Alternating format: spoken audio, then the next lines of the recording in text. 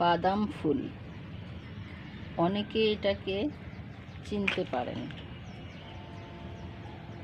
ছাদ বাগানের রঙন গাছের টবে একটা বাদাম গাছ হয়েছে।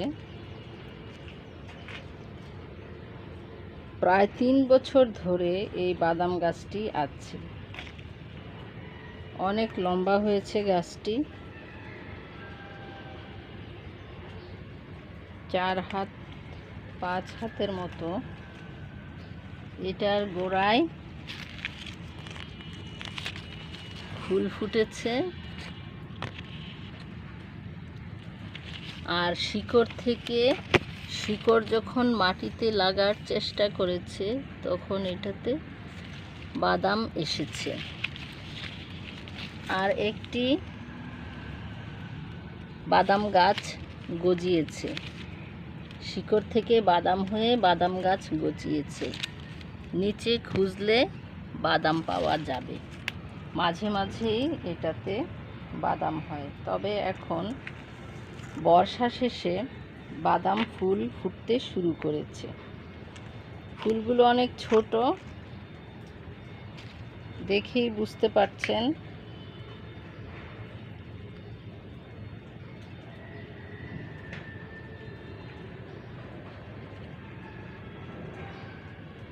দুটি বড় পাপড়ি, মাঝখানে দুটি ছোট ভাঁজ করা পাপড়ি। হলুদ রঙের ফুল, তবে বড় পাপড়ি দুটির কিনারে লাল আভা রয়েছে। বাদামের পাতা খুবই সুন্দর, যৌগিক পাতা। বাদামের 4টি পাতা সাজানো থাকে, 2টি পাতা 2 সাইডে আর অগ্রভাগে পাশাপাশি 2টি পাতা, এই মোট 4টি পাতা। ফুল অনেক সুন্দর। লতার মধ্যে পর্বে ফুল ফুটে, পর্বে পর্বে ফুল ফুটে। এইখানে দেখা যাচ্ছে পর্বগুলোর মধ্যে ফুল। তবে বাদাম গাছের যে জিনিসটি রহস্যময় এবং অনেকেরই জানা নেই হয়তো, সেটা হচ্ছে বাদাম গাছের পর্ব থেকে শিকড় বের হওয়া।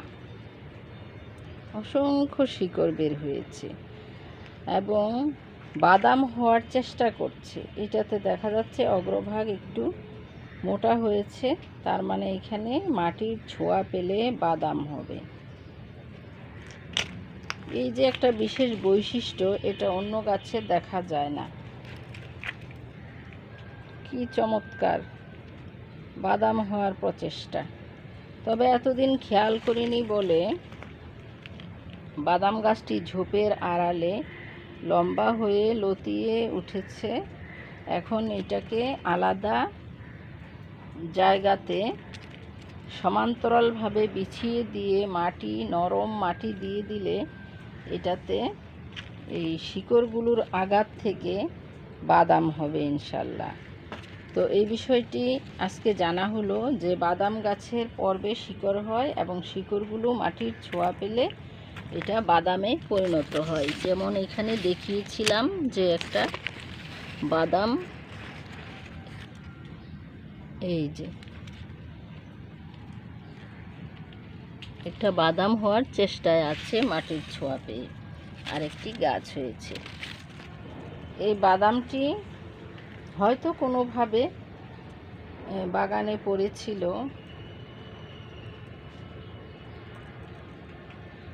অথবা আমিই হয়তো লাগিয়ে দিয়েছিলাম। যেহেতু 3 বছর আগের থেকেই হচ্ছে, এটা আমি মনে রাখিনি।